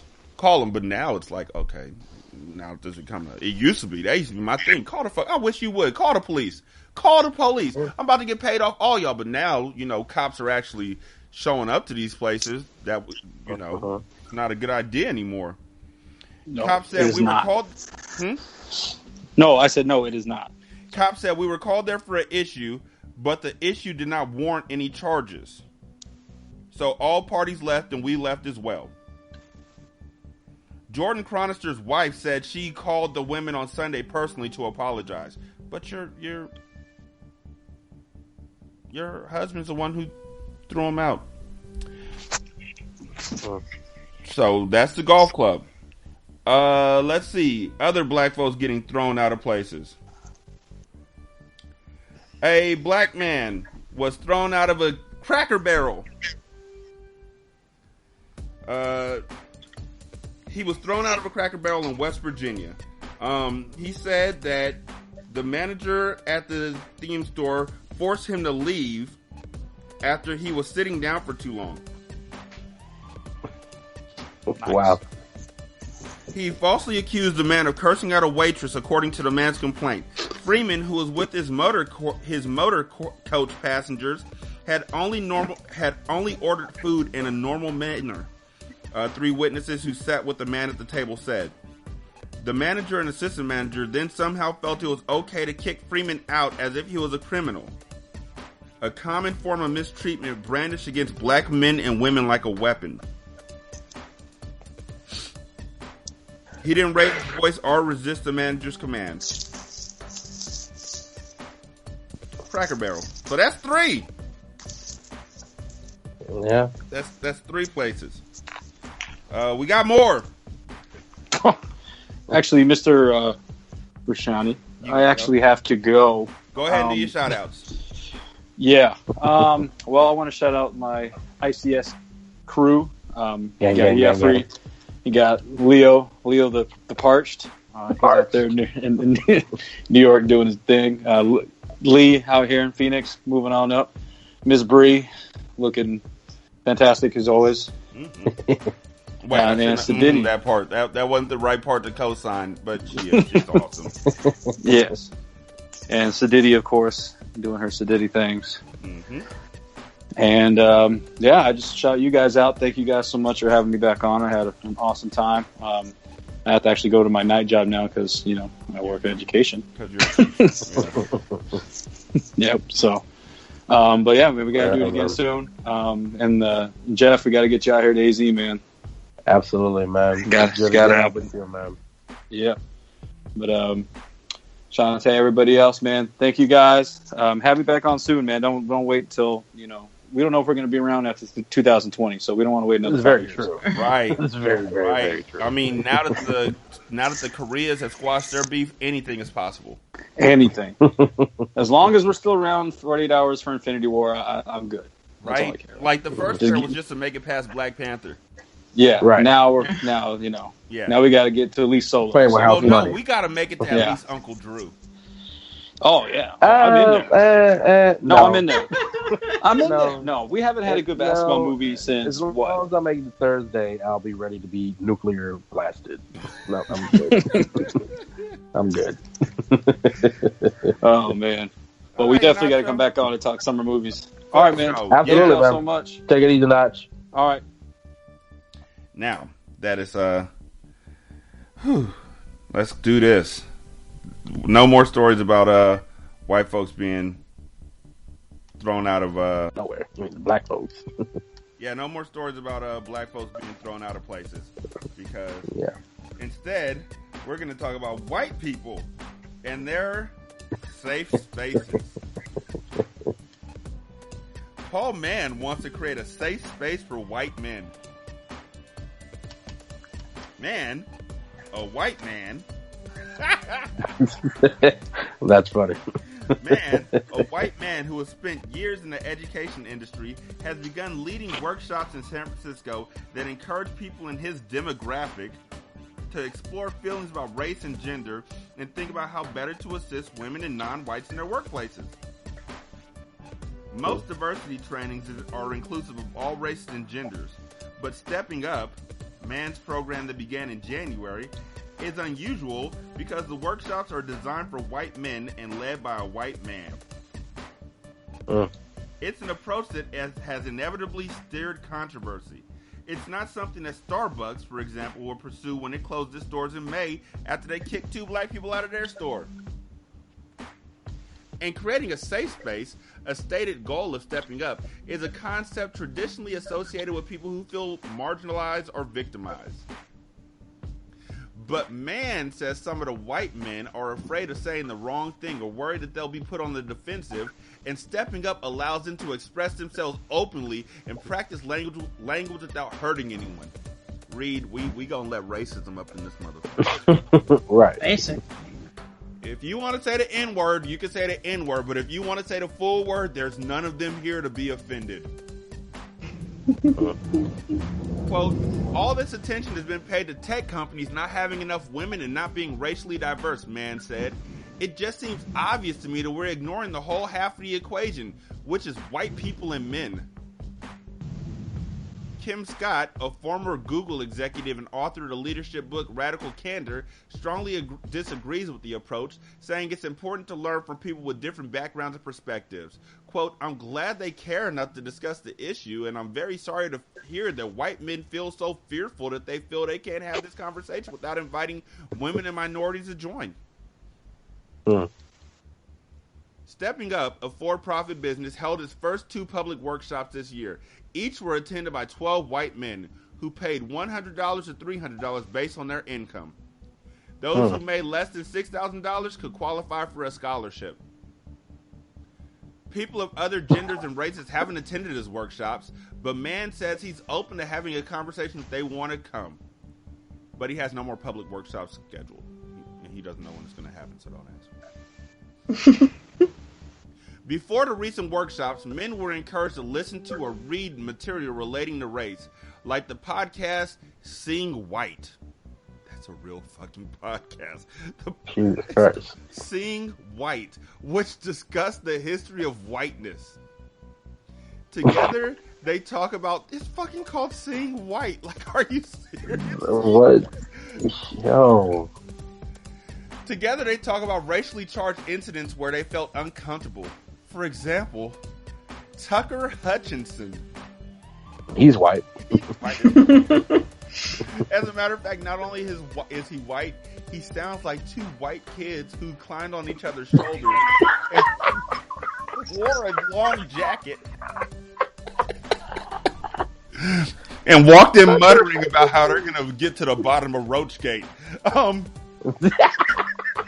Tucker Hutchinson attended one of the workshops after hearing about it through a friend and called it a rewarding experience. Before attending, Hutchinson said he would never have emailed a group of guy friends to discuss a passage about racial injustice. But recently, Hutchinson and other men went through Stepping Up together And they got together to do just that. They ate roast chicken and vegetables and talked about a passage from African-American writer Bell Hooks' book. What? Of course they ate roast chicken and vegetables. Yeah, they wouldn't have eaten fried chicken. That's going too far. But roast chicken with no seasoning? No seasoning. and they probably stuffed apples inside or some other bullshit. Put like raisins in it or some shit. Yeah, there it is. It was fun, said Hutchinson. It was fun. Jesus Christ. Because talking about racism is because the seminar probably started like this. This was the icebreaker. So, a black guy, a Mexican guy, and a Polish dude walk into a bar, right? Which of you have told this joke? It's okay. It's a safe space. Raise your hand. Okay, how'd yours finish? Huh? How'd yours finish? I want to hear it. How'd it go? That's a good one. How'd yours finish? The best one gets a Starbucks gift card. How'd yours finish? Yes, we'll allow that word. And that word, too. This is a safe space for you. Ooh, that's yeah. Oh, yeah, good use of the word Leroy. White people, you don't need a safe space. Literally, 2 white people who just walked into separate spaces and killed everything moving. Like, shot black folks at the Waffle House. They ran over a bunch of people in London, fucking or in Canada, incels, which those are all white people too. And they both got picked up peacefully as shit. As a matter of fact, the white guy who murdered the 4 people in Waffle House, when the cops came to get him, he had a weapon in his hand. Oh. And the cops still took him peacefully. There's literally no safer space for white people than... You know what? The only place I could think of where white people need a safe space right now is South Africa. For real. That's about it. So all this safe space shit doesn't work for me. Shante, thoughts? I mean, what can you say to that, man? Like, Shante. Yeah, I think it's interesting that they were discussing Bell Hooks' book, because it almost seems like they're serious, you know, because it's not like they're just, like, it doesn't sound like they're just sitting around, you know, basically being like, oh man, when I was in high school, somebody black, you know, called me Mayo and I was upset, and, you know, that kind of bullshit. Like, it almost sounds like they're serious, but then at the same time, it's like, okay, you are saying that you need a safe space, but you're completely missing how your presence has created unsafe spaces for other people. Mm-hmm. And you're just completely missing it.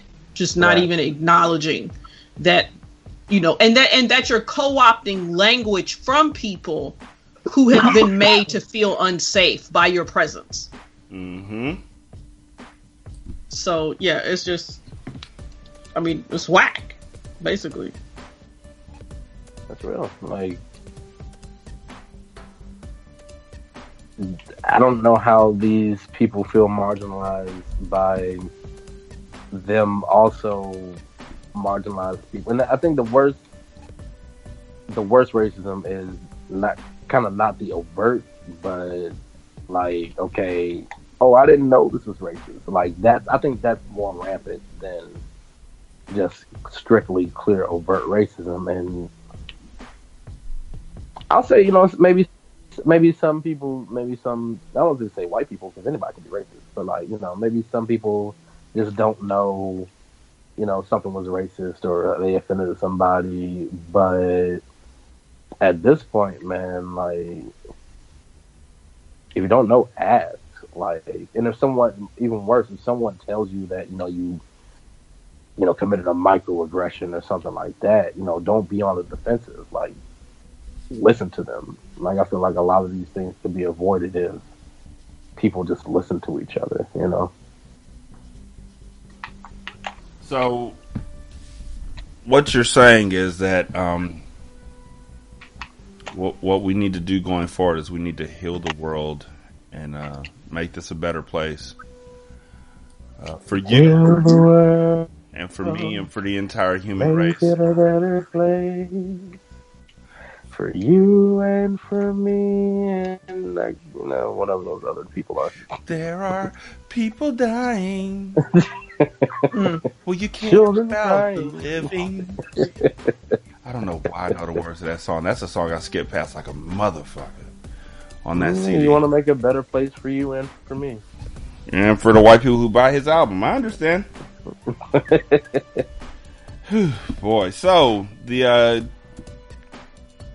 Travis Reinking is now, was the target of a manhunt in Tennessee for the shooting rampage that killed 4 people. And before that, he tried to go to the White House to meet with President Donald Trump. Federal officials say he tried to cross a security barrier at the White House complex, an incident that resulted in his arrest and later led to the confiscation of his guns and revocation of his firearm license in his home state of Illinois. But, the 4 weapons would end back up in his possession after authorities returned them to his father, who immediately gave them back to his dad, or who immediately gave them back to his son.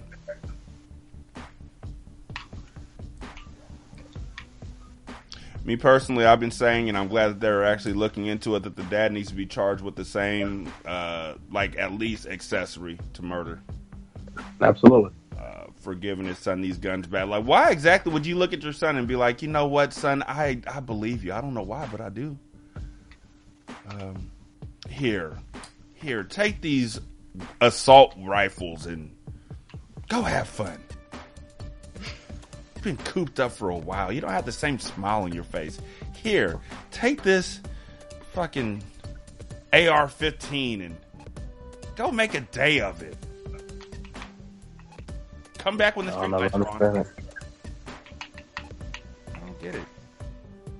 I don't understand. They say that there was no clear issue, or no clear motive, even though, but Ryan King may have had, quote, mental issues. Oh. I wonder if all these white folks who have shot somebody recently have the same mental issues, because they prescribe that to all of them. I take that back. Donald Trump hasn't said shit about this shooting. No. Not a damn thing. Just disappointed. And the absolute final story is this. There's this charter school in Texas, right? And, charter schools, they have different ideas of what's a good idea and what's not, because they don't have to really answer to a state board because they are a charter school. Right. Anyhow, this charter school in Texas is apologizing for an assignment in which they asked students to list the positive and negative aspects of slavery.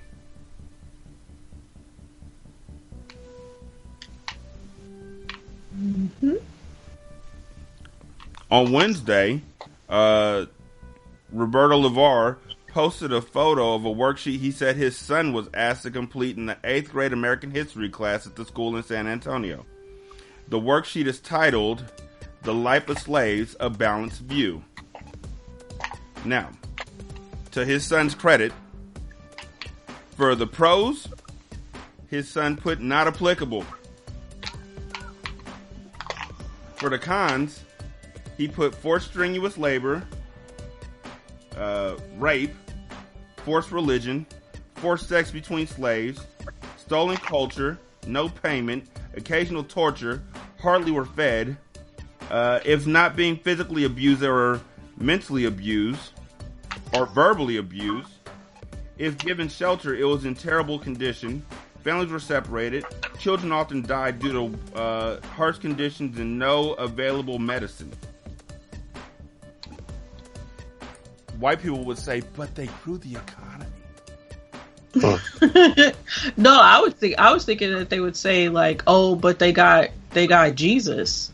Like, obviously the boy is acknowledging, the forced religion, but I think there are people who are really like well, if we hadn't been brought over here, we wouldn't be, we wouldn't have Jesus, kind of that kind of shit. It's just like, ugh, no. Yeah.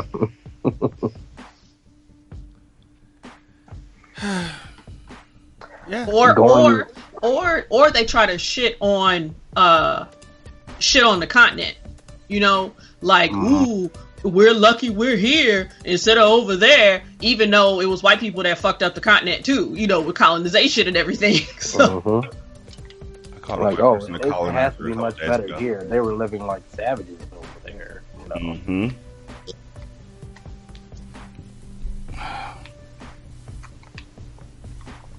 I'm just saying, they're saying that one teacher is being placed on leave, and they're going to take a look at the book that they got it out of.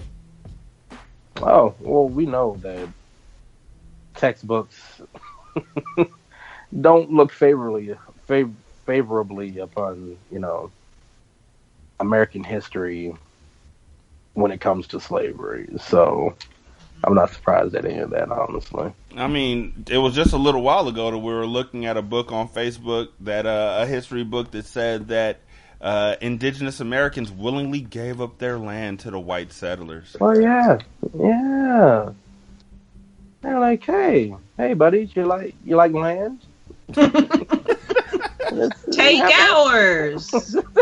And the white folks were like, no, we're not going to No, come on. Come on, man, we don't need to live here.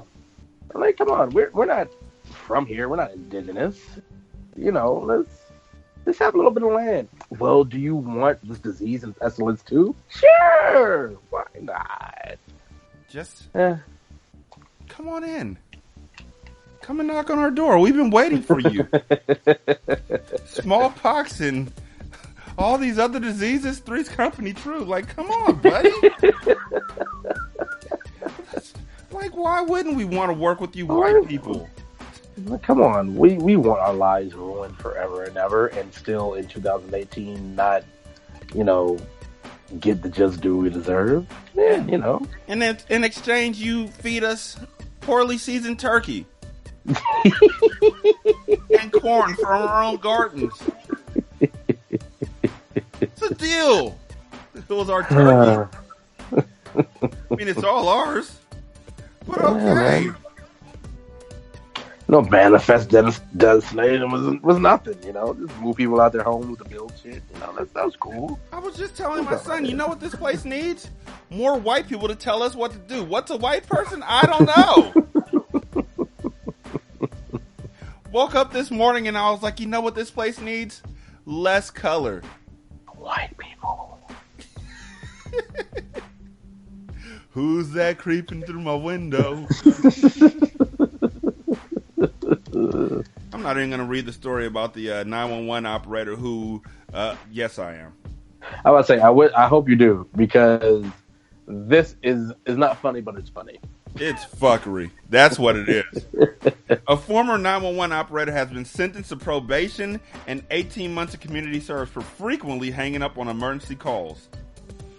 An investigation found that 44-year-old Krishonda Williams hung up on thousands of people calling 911 between October 2015 and March 2016. Assistant District Attorney Lauren Reeder said in a statement, quote, "The citizens of Harris County rely on 911 operators to dispatch help in their time of need. And when a public servant betrays the community's trust and breaks the law, we have a responsibility to hold them criminally accountable." In one case, an emergency caller called 911 in 2016 to report two vehicles speeding down a busy highway. Court documents revealed that Williams took the call, but seconds in, she reportedly stated, "Ain't nobody got time for this." For real. Wow. Ain't nobody got time for that. Charging documents noted that Williams had an unusual amount of short calls, many of which were no more than 20 seconds long. Williams' attorney, on the other hand, thinks that his client should not be punished, saying that she was going through some things. And punishing her doesn't do anything to fix the problems that still exist in the emergency shelter. Lawyers are terrible people. Right? What's firing her gonna do? Y'all still got issues, right? Come on. Bro, Y'all still got issues. Bro, you can't be serious right now. Like, what's firing her gonna do? Yeah, she might have hung up on some people, but her right there, she reheats fish in the microwave. Which one do you think causes more of an issue? Huh? It's salmon, my nigga. It is salmon. This person right here eats tuna fish straight out the can, and you're getting on Miss Williams? When she got these calls, you know what? Let's be honest. We've all prank called 911 before. We should be commending her. She caught each and every one of those prank callers. Like nobody else ever had to deal with them. She took care of them. And they knew when they failed. They knew when they failed because she would stop them with an abrupt, ain't nobody got time for this.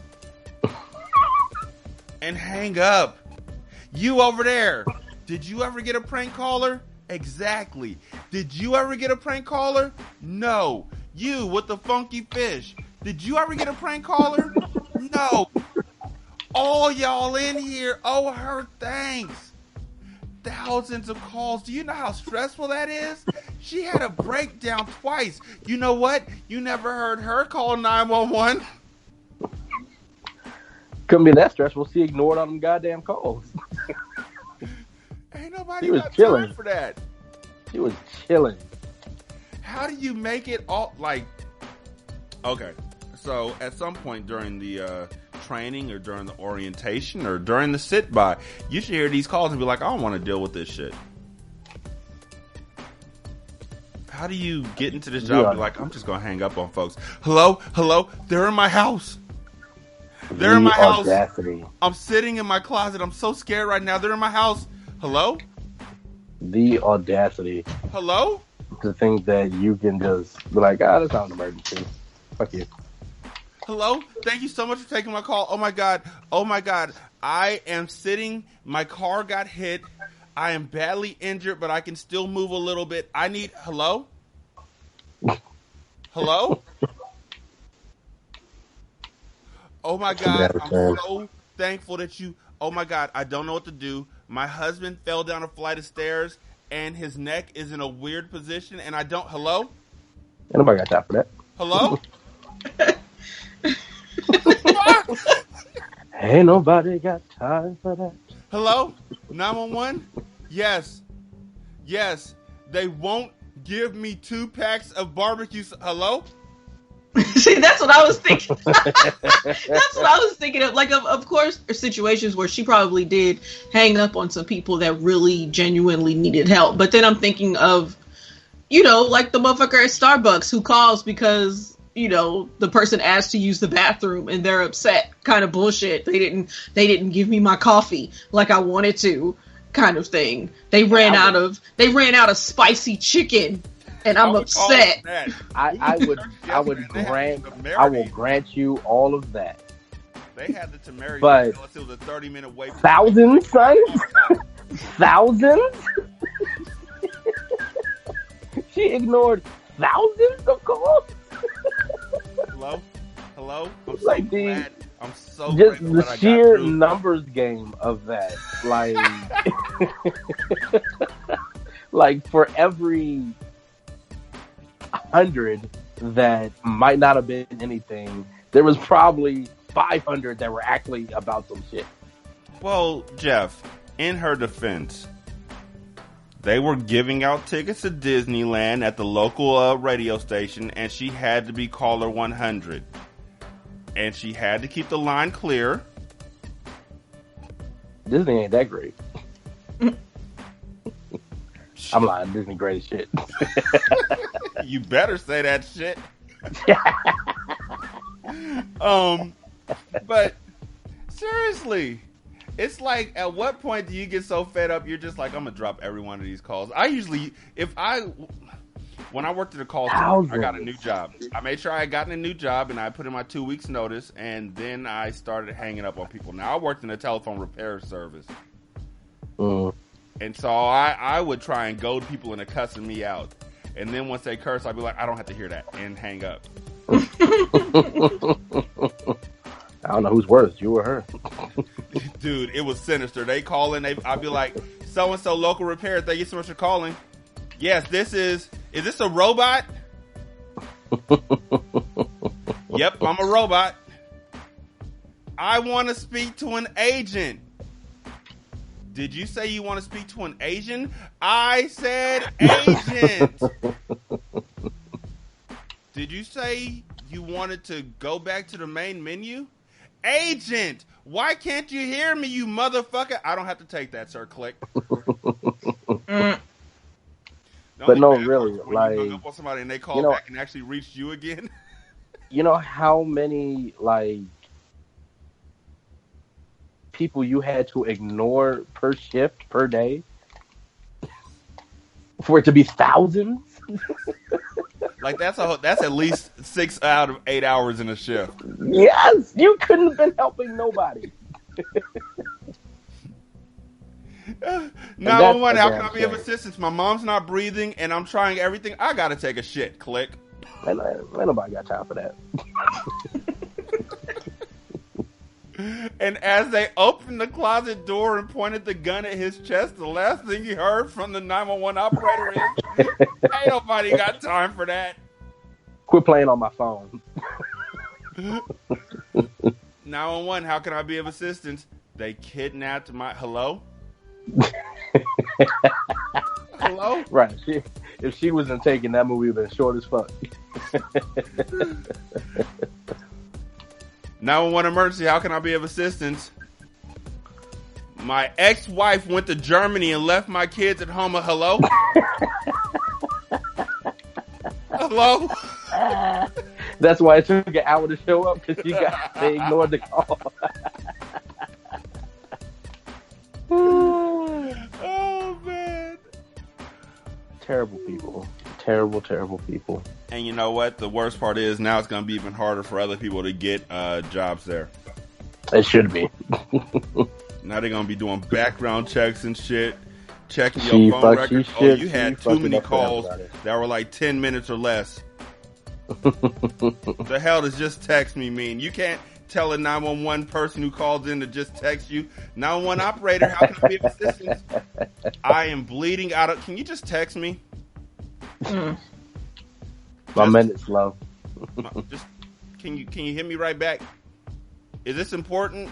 Yes, it's important. I accidentally sliced my wrist and blood is coming. You know I got time for that. Click.